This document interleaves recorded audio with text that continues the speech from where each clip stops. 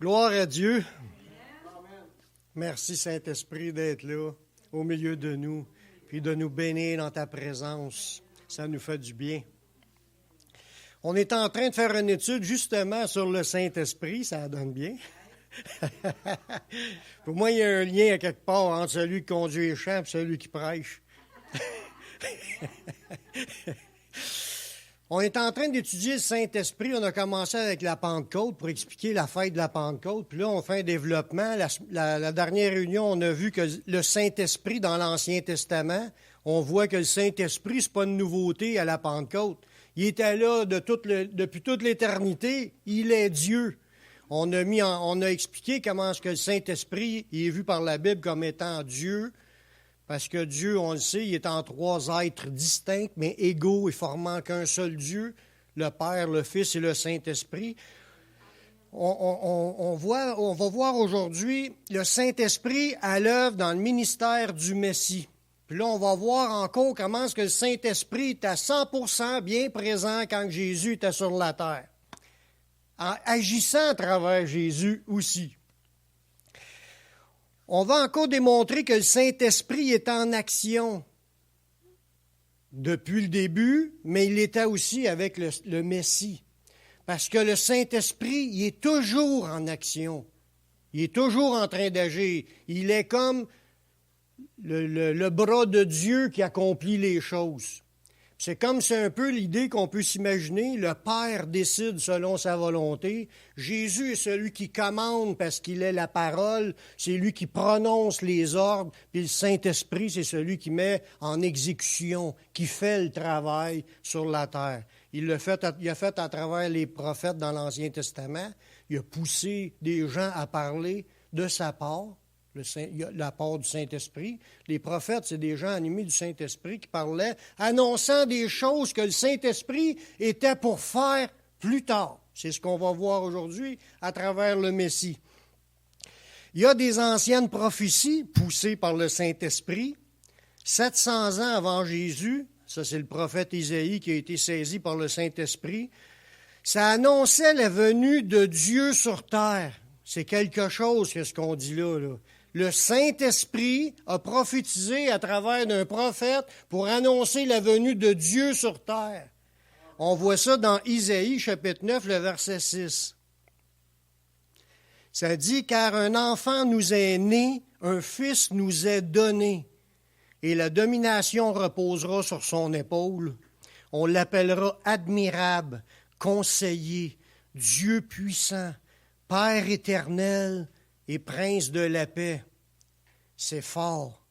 Parce que là, on parle d'un fils qui nous est donné par Dieu, puis qui sera appelé Dieu. Cette vision-là qui a été révélée, c'est impossible aux humains de comprendre cela par eux-mêmes.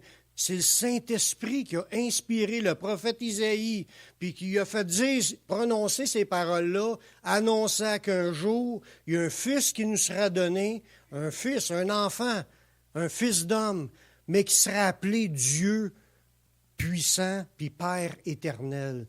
Puis la domination, le contrôle de la planète, autrement dit, le contrôle de la création, lui sera donné. Puis sur la terre, mais c'est une continuité de la domination de David, du roi David.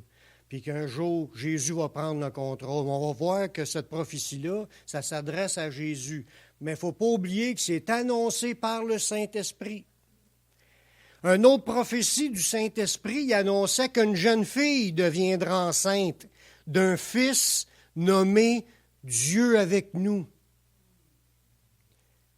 On parle d'ici encore une annonce du prophète Isaïe, saisi par le Saint-Esprit. Le Saint-Esprit annonçait d'avance, 700 ans avant, qu'il viendrait le Messie. Il ne savait pas quand que ça arriverait, mais le Saint-Esprit le savait, mais nous, on ne le sait pas. Puis c'est arrivé 700 ans plus tard que Jésus est venu au monde, puis ça dit qu'on l'appellera Emmanuel.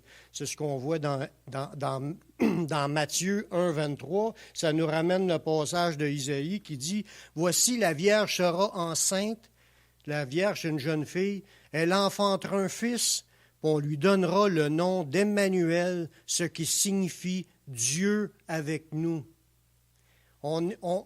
Le Saint-Esprit nous prophétisait la venue de Dieu sur la terre. C'est quelque chose. La venue de ce Fils a été précédée par un miracle du Saint-Esprit. Le Saint-Esprit était à l'œuvre autour de l'histoire de Jésus, autant pour l'annoncer d'avance qu'il viendrait, mais même quand il est arrivé, c'est encore le Saint-Esprit qui était à l'œuvre pour... On va voir qu'est-ce qu'il a fait. Il a commencé par parler à Marie pour lui dire qu'elle tombera enceinte, qu'elle enfantera un fils, puis qu'il était pour venir pour paître les nations, paître le peuple d'Israël, puis aussi les délivrer de leurs ennemis, puis toutes les prophéties qu'il y a eu autour dans cette période-là à propos de Jésus. Mais dans ce passage-là, dans Luc 1,35, il dit, l'ange lui répondit, parce qu'elle a dit, comment ça va se faire? Comment je peux tomber enceinte de Dieu, naissance? Il dit, le Saint-Esprit viendra sur toi. C'est encore le Saint-Esprit qui est à l'œuvre, là. Le Saint-Esprit était pour toucher Myriam, puis la puissance du Très-Haut te couvrira de son ombre. Ça fait allusion à quand Dieu apparaissait dans le peuple d'Israël, avec la colonne de feu pendant la nuit, puis la colonne de nuée pendant le jour. Ce nuage-là accompagnait le peuple d'Israël, puis les dirigeait. Puis là, elle dit... La puissance de Dieu va te couvrir de son ombre. Ça fait allusion à cette idée-là quand Dieu il était là auprès du peuple. Mais là, il était pour être sur Marie, la couvrir. Puis là, ça dit, c'est pourquoi le saint, le mot enfant, il n'est pas dans le texte original. J'ai vu ça, c'est pas le saint enfant, c'est le saint qui naîtra de toi sera appelé fils de Dieu. C'est écrit dans le français pour une meilleure compréhension de texte, mais ce n'est pas dans le mot grec. Ça veut dire que le Saint-Esprit était pour toucher Marie pour qu'il y ait quelque chose de saint qui sort d'elle. Puis, ce n'est pas écrit quelque chose, mais même dans la Bible anglaise, King James, ils disent une chose sainte, une thing. Une holy thing, quelque chose de saint qui était pour sortir de Marie. Parmi le peuple pécheur, parce qu'elle-même, elle s'est dit qu'elle s'avouait pécheresse, de elle ne pouvait pas sortir de quoi de saint. Mais ça ne venait pas de elle réellement non plus. Il ne faut pas penser que c'est Marie qui a donné le Saint-Enfant. Elle a été juste comme pour la porter, mais ça ne venait pas d'elle. Elle était une mère porteuse. C'est le Saint-Esprit qui a touché Marie dans le but d'accomplir une prophétie qui était écrite dans l'Ancien Testament, que Dieu viendrait nous visiter. Wow! C'est le Saint-Esprit qui a mis Dieu en Marie pour le faire venir au monde, pour qu'elle en prenne soin. Elle en a pris soin. Mais c'est quand même une action surnaturelle de la puissance du Saint-Esprit. C'est super. L'ange, il a même confirmé à son mari. Ben, il n'était pas encore marié, mais il était comme sur le point de la prendre pour femme, puis que là, elle tombe enceinte. Et lui, dans sa tête, il voulait la laisser. Elle a sûrement le fait adultère. Puis vu que c'était un homme de bien, parce que les Juifs auraient pu la faire lapider, puis vu que c'était un homme de bien, il ne cherchait pas le mal envers les autres. Il a proposé de rompre secrètement. Il se proposait de rompre secrètement. Il dit, je vais la laisser aller, je ne me marierai pas, puis je ne la diffamerai pas devant tout le monde, puis je ne la condamnerai pas, ni la jugerai pas. Mais il y a un ange qui est apparu pour parler à Joseph. Puis Joseph était le père adoptif. Ce n'était pas son vrai père. Il a adopté Jésus comme étant fils de Joseph, mais en réalité, Jésus... Il n'y a pas de descendance, mais il est quand même descendant de la lignée de David. Mais par adoption, il a adopté Jésus. Dans Matthieu 1,20, ça nous dit, comme qu'il pensait à cela, lui, il pensait à cela de vouloir la laisser de côté puis de dire, elle tombe enceinte. Là.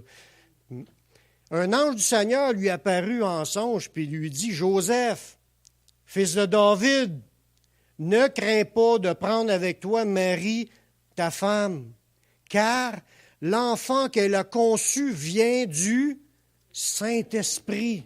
On voit que le Saint-Esprit était pleinement à l'œuvre, même au temps de Jésus. C'est lui qui avait prophétisé la venue de Jésus, puis c'est lui qui a fait que Jésus vienne au monde dans Marie, puis c'est lui qui a averti Joseph pour lui dire de prendre sa femme, puis de ne pas avoir crainte. Elle ne t'a pas trompé, c'est pas une femme pécheresse, elle a la crainte de Dieu. Puis plus que ça, dans un autre sens, il dit elle a été choisie parmi les autres femmes pour être la mère porteuse. C'est quelque chose. Mais on voit quand même l'action du Saint-Esprit qui était bien présent, même avant la Pentecôte. On n'a pas fini, il y en a plein. Ensuite, on voit le début du ministère de Jésus, confirmé par un signe. Parce que là, Jean-Baptiste est envoyé pour parler, pour préparer le chemin du Seigneur, préparer une route pour notre Dieu, que ça dit dans l'Ancien Testament. Parce que si tu vas lire « Je suis la voix qui crie dans le désert, préparer le chemin du Seigneur », tu vas lire le passage dans l'Ancien, c'est préparer une route pour notre Dieu. C'est encore une prophétie du Saint-Esprit que le prophète a annoncé pour dire que Dieu viendra, puis que Jean-Baptiste sera choisi pour préparer la route à Dieu. Mais ce qu'on voit là-dedans, c'est que le Saint-Esprit, Dieu, il y avait plein le contrôle de toute la situation. C'est lui qui a annoncé les affaires, puis rien ne pouvait faire que ça n'arrive pas. Quand Dieu a résolu quelque chose, même si le diable se lèvera, même si les humains se lèveraient contre Dieu, tout va s'accomplir comme Dieu l'a annoncé. C'est ce qui est arrivé. On voit le début du ministère annoncé par Jean-Baptiste, puis ce passage-là, j'ai compris quelque chose encore un matin là-dessus en méditant cela. Dans Jean 1, le verset 33. Jean-Baptiste il est envoyé préparer la route de Dieu, le chemin du Seigneur. Puis il prêchait, puis il disait, il avait été averti que celui qui verra l'Esprit Saint descendre sur lui, que ce sera lui qui baptise du Saint-Esprit. Dans Jean 1, 33, ça dit, je ne le connaissais pas, il ne savait pas c'était qui était pour être le oint de Dieu ou celui qui baptise du Saint-Esprit. Mais celui qui m'a envoyé baptiser d'eau, celui-là me dit, celui sur qui tu verras l'Esprit Saint, l'Esprit, descendre et s'arrêter, c'est celui-là qui baptise du Saint-Esprit. Il n'a pas dit celui que tu verras la colombe, il a dit tu verras le Saint-Esprit. Fait que, il avait été averti prophétiquement, Jean-Baptiste, qui était pour voir de ses yeux le Saint-Esprit. Amen. C'est ça que ça dit. Il dit, vous allez voir le Saint-Esprit descendre et s'arrêter. Dieu a permis qu'on voit le Saint-Esprit de nos yeux. Ceux qui disent qu'il n'existe pas, il y a tellement de passages qui parlent de lui, il faut être aveugle pour ne pas le voir. Ça dit que Jean-Baptiste l'ont vu, parce que quand Jésus, après ça, Jean-Baptiste prêchait le baptême, Jésus y était lui aussi pour se faire baptiser, comme tout le monde. Et puis Jean, lui, il connaissait Jésus, c'était son cousin, mais il savait que c'était un homme saint. Il savait que c'était un homme qui n'était pas comme les autres, mais il ne savait pas que c'était lui en plus qui était le Messie. Mais il savait que c'était un homme saint, puis il a dit à Jésus, il dit, c'est moi qui aurais besoin d'être baptisé par toi, puis tu viens à moi. Puis il dit, laisse faire, il faut accomplir ce qui est juste. Fait qu'il s'est fait baptiser. Puis c'est là que le Saint-Esprit a descendu sur Jésus.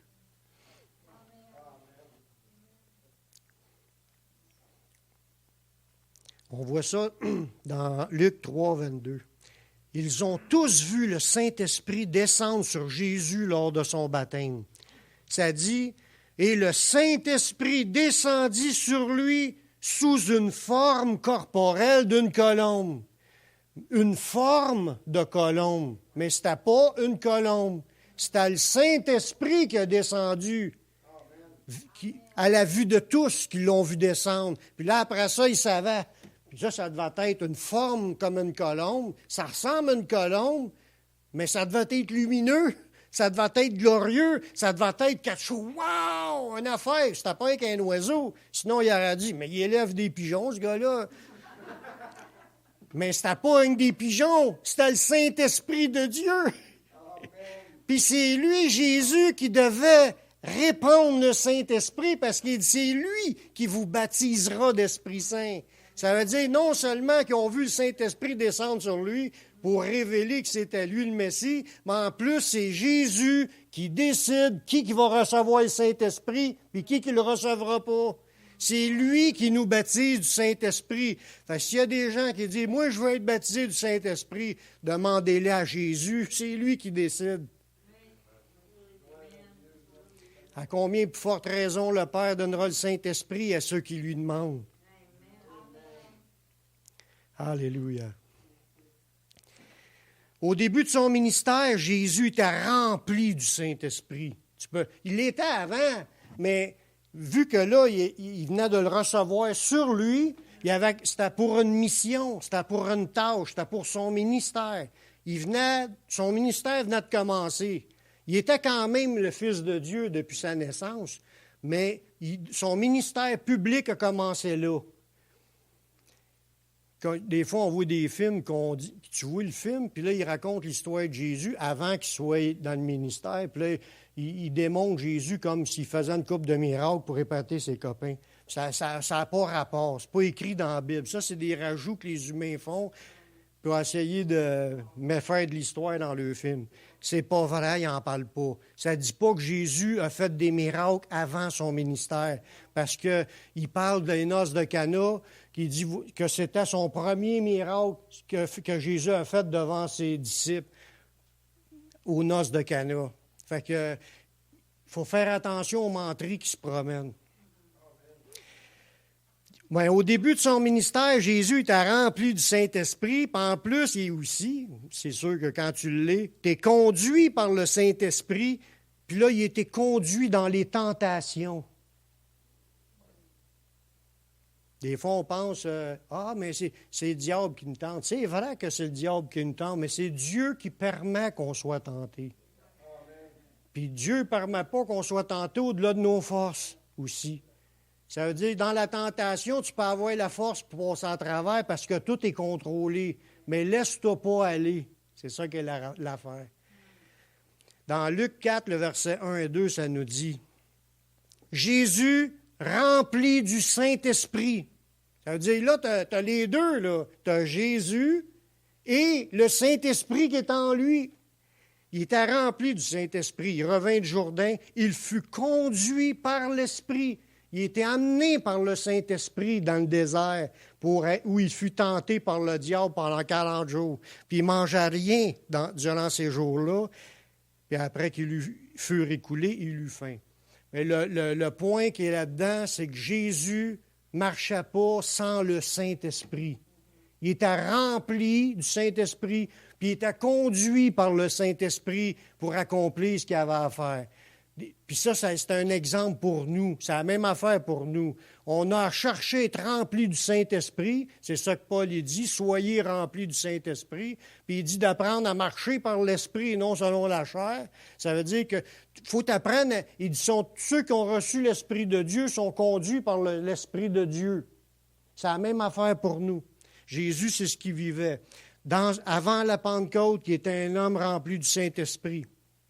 Bien, il était Dieu, mais il était un homme.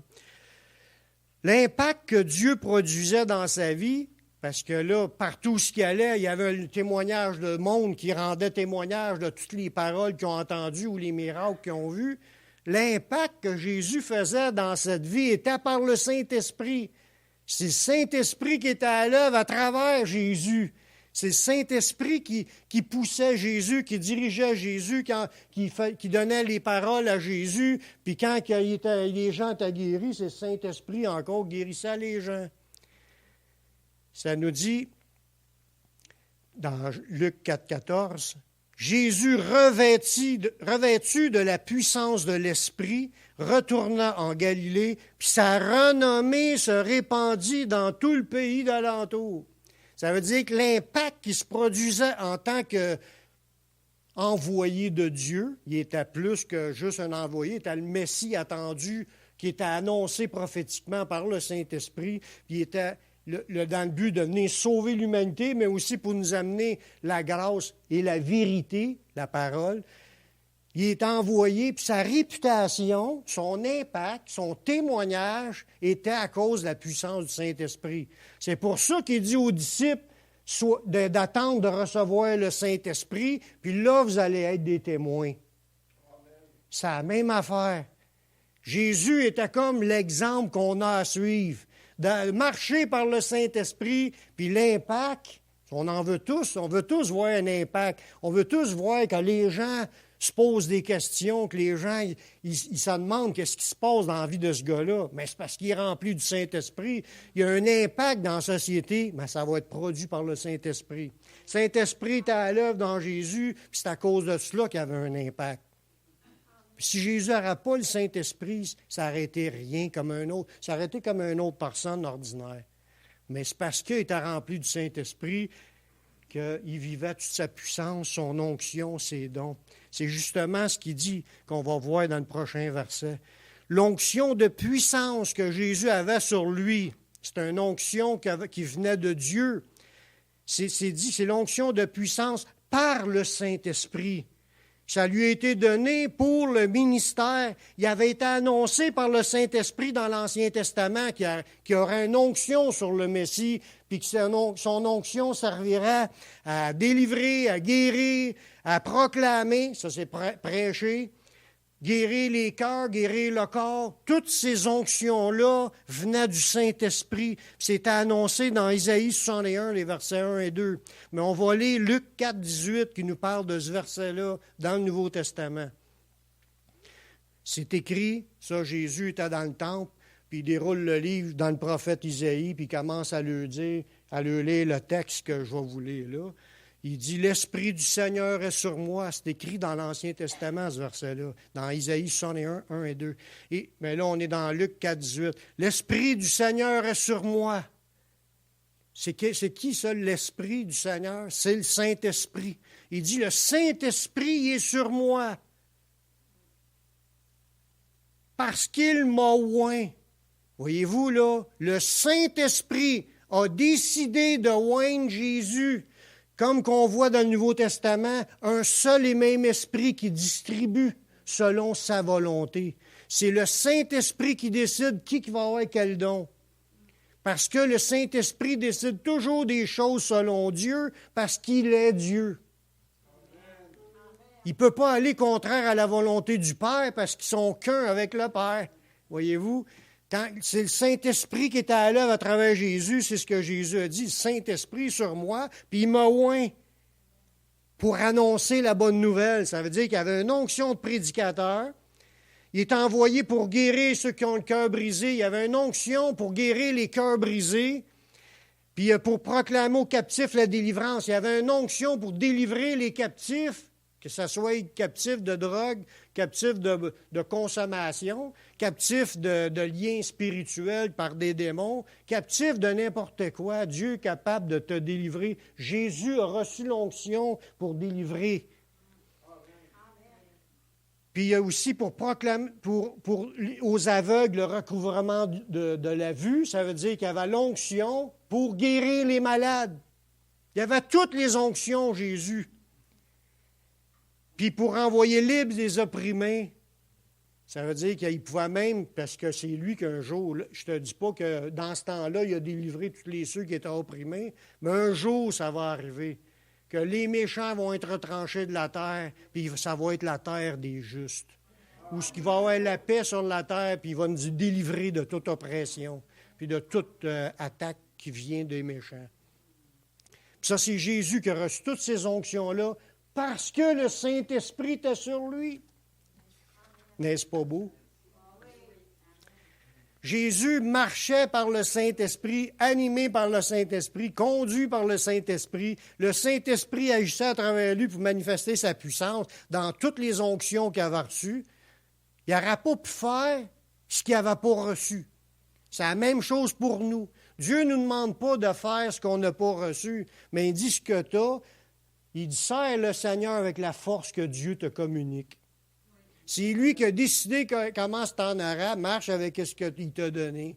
Il te reprochera pas de ne pas avoir fait ce que tu ne pouvais pas faire, parce que s'il ne te l'a pas donné, Mais s'il t'a donné quelque chose, sers le Seigneur avec ce que tu as reçu.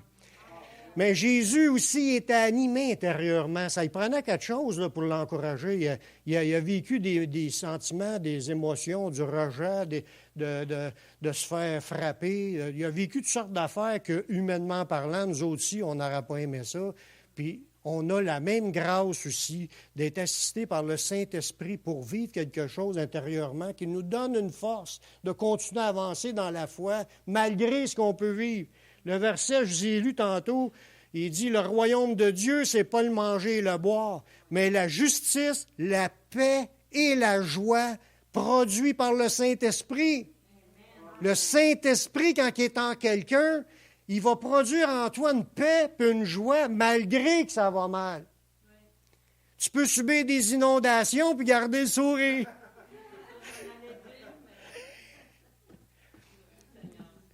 Ça, c'est produit par le Saint-Esprit. Mais si tu n'es pas rempli du Saint-Esprit, tu ne souriras pas. Dans Luc 10, 21, ça nous dit, en ce moment même, dans ce moment-là que c'est écrit, Jésus tressaillit de joie par le Saint-Esprit. Ça, cette joie-là, c'est ce que je vous disais tantôt. Il dit, le royaume de Dieu n'est pas le manger ou le boire, mais la justice, la paix et la joie par le Saint-Esprit.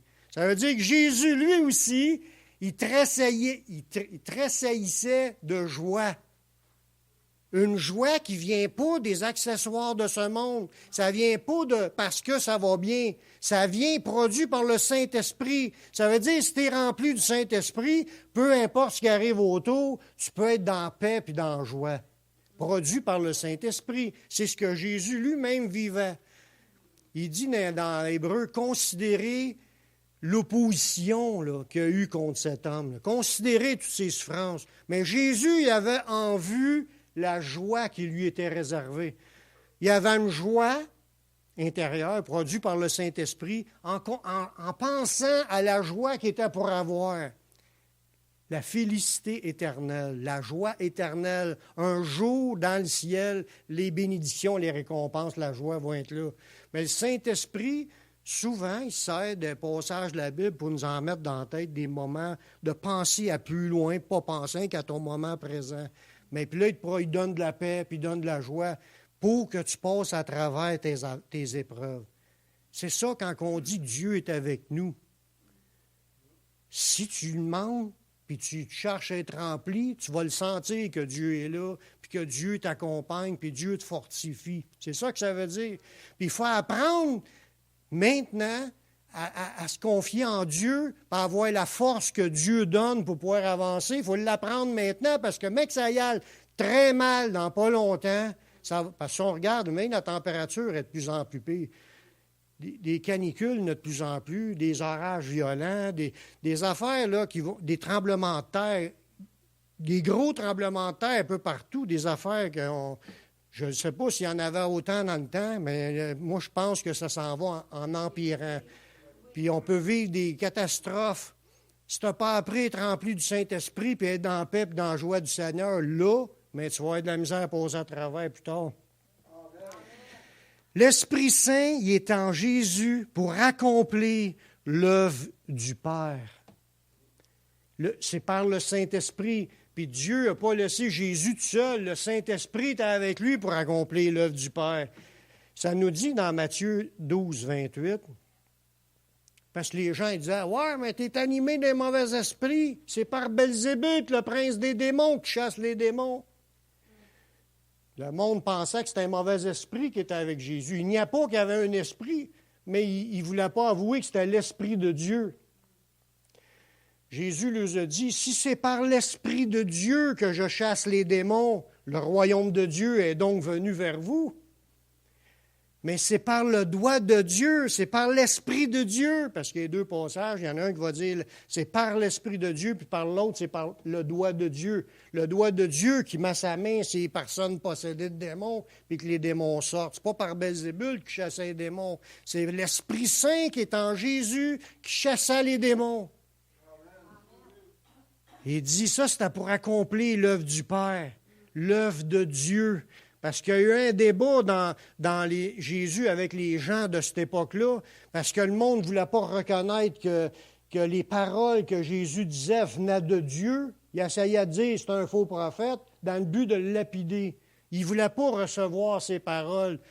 Puis Jésus le dit, vous ne voulez pas recevoir mes paroles, vous ne pouvez pas non plus. Il disait pour père le diable, puis il voulait accomplir ses désirs. Fait que quand tu es animé d'un mauvais esprit, tu ne reconnais pas que Jésus est rempli du Saint-Esprit. Tu essaies de dire qu'il y a un mauvais esprit après lui. Mais Jésus le dit, si je chasse les démons par l'Esprit de Dieu, c'est que le royaume de Dieu est descendu vers vous. Lorsque Jésus était guidé par le Saint-Esprit, il était guidé par Dieu le Père. Dans Jean 14, 10, il dit, il est en train de répondre à des questions, il dit, « Ne crois-tu pas que je suis dans le Père et que le Père est en moi? Les paroles que je vous dis, je ne les dis pas de moi-même. Puis le Père qui demeure en moi, c'est lui qui fait les œuvres. » Tantôt, on disait, plein de versets, disait, c'est le Saint-Esprit qui est en Jésus qui fait les œuvres. Puis dans ce verset-là, il dit, c'est le Père qui demeure en moi qui fait les œuvres. Ça veut dire, quand tu parles du Saint-Esprit, tu parles de Dieu le Père. Amen. Le Saint-Esprit, c'est Dieu le Père, puis Dieu le Père, c'est le Saint-Esprit, mais tout en étant chacun un rôle différent. Le Père, quand Jésus est à sa terre, qui est Dieu lui-ci, qui est fait homme, il priait son Père. À nous, il nous dit de prier le Père dans le nom du Fils. Mais c'est par le Saint-Esprit qu'on fait prière. Ça veut dire que les trois sont en travail à travers de nous. Pour Dieu, il est comme les trois se complètent dans des tâches différentes, mais qui sont dans un seul Dieu. C'est extraordinaire. C'est dur à comprendre, j'avoue, mais c'est quand même une vérité. Dieu le Père est Dieu, Jésus est Dieu, puis le Saint-Esprit est Dieu. Jésus, tout ce qu'il a fait, il l'a fait par le Saint-Esprit, mais il dit aussi que c'est le Père qui a fait les choses en lui. Ça veut dire qu'il n'y a rien de ce que Jésus n'a fait n'a été fait sans le Saint-Esprit. C'est ce qu'on va essayer d'établir. On parle du Saint-Esprit. Où ce qui était le Saint-Esprit dans le ministère de Jésus, mais c'est qu'il animait Jésus, conduisait Jésus, faisait vivre des choses à Jésus, il utilisait Jésus. C'est le Saint-Esprit qui faisait tout cela, mais c'est aussi Dieu le Père dans le Saint-Esprit. Et voilà. Il faut le ramener souvent parce qu'il y a encore du monde qui ne comprennent pas cela, puis ils disent Jésus n'était pas Dieu, puis ils disent que le Saint-Esprit n'existe pas en tant qu'être. Ils disent que c'est juste la force de Dieu. Mais c'est complètement... Il ne pourra pas décider à qui ce qui donne les dons, puis on ne pourra pas l'attrister, c'est une force. C'est vraiment un être vivant. C'est Dieu. Il y a un autre beau verset qui nous parle de cela. Il dit « Toutes les actions surnaturelles étaient le résultat de sa communion avec le Père, le Saint-Esprit. » Dans Jean 10, 37 et 38, il dit « Si je ne fais pas les œuvres de mon Père, ne me croyez pas, mais si je les fais, quand même vous croyez point, vous me croyez point. Croyez à ses œuvres, afin que vous sachiez et reconnaissiez que le Père est en moi et que je suis dans le Père. » Voyez-vous, il voulait encore établir, peut-être vous ne croyez pas ce que je dis, mais quand même constatez tous les miracles qui s'est fait, là, toutes les œuvres puissantes sont faites. C'est le Père qui agit en moi. Croyez au moins à cause de ces œuvres-là. Puis c'est la même chose aujourd'hui. Des fois, il y en a qui peuvent douter ces versets de la Bible. Ouais, mais est-ce que tu vois Dieu là où ce que tu es? Est-ce que tu apprends à reconnaître la main de Dieu? Puis quand tu vois les signes, puis les miracles, puis les choses que Dieu fait en répondant aux prières, c'est pas des coïncidences. C'est Dieu qui manifeste sa présence. Il veut te le montrer qu'il est là. Il veut nous montrer qu'il est avec nous. Parce qu'il nous aime, puis il veut nous garder dans la foi.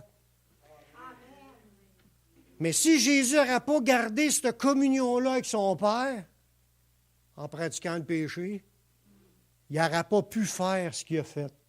C'est en étant rempli du Saint-Esprit qu'il a pu faire la vie à laquelle il était appelé, le ministère qu'il était appelé. Lorsque nous parlons de la présence du Saint-Esprit avec Jésus, nous voulons aussi dire Emmanuel. Ça veut dire Dieu avec nous. C'était l'accomplissement de l'ancienne prophétie. Jésus, quand il est rempli du Saint-Esprit, les signes, les miracles, ça prouvait que Dieu était avec nous. Ça l'accomplissait les prophéties de l'Ancien Testament à son sujet pour dire que Dieu viendra nous visiter. Une lumière s'est levée, puis cette lumière-là, c'est Jésus. C'est Dieu qui est venu dans cette vallée de l'ombre de la mort. Tous les passages, les caricatures qu'on voit, c'est comme des prophéties ou des annonces que Jésus viendrait nous visiter, la lumière d'en haut, le soleil levant. Il y a plein de passages dans l'Ancien qui nous parlent de la venue du Messie. Il dit dans Actes 10, 38, je finis avec ce verset-là, « Vous savez comment Dieu le Père, a oint du Saint-Esprit, ça veut dire Dieu le Père a oint Jésus du Saint-Esprit. Ça veut dire, vous savez comment Dieu a oint du Saint-Esprit et de force Jésus de Nazareth, qui allait de lieu en lieu, faisant du bien, guérissant tous ceux qui étaient sous l'empire du diable, car Dieu était avec lui. » Emmanuel, Dieu avec nous. Dieu était avec lui. Ça veut dire que Dieu était là avec nous. C'est à cause du Saint-Esprit qui est en lui, à cause que Jésus venait du ciel aussi, parce qu'il y a d'autres versets qui en parlent. Dieu est esprit. Tout ça pour vous dire que le Saint-Esprit, il était pleinement là et pleinement actif dans le ministère du Messie. Amen.